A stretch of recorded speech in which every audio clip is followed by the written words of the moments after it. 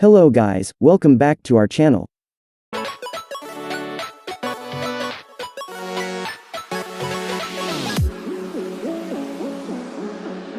In this tutorial, I'm going to show you easy way to insert header and footer in MS Word.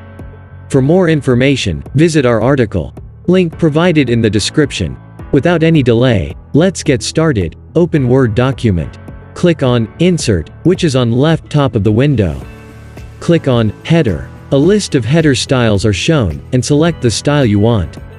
That's it, header is inserted in the document. If you want to remove header, double-click on the header section, and click on Header option, and select Remove Header, as showing in the tutorial. How to insert and remove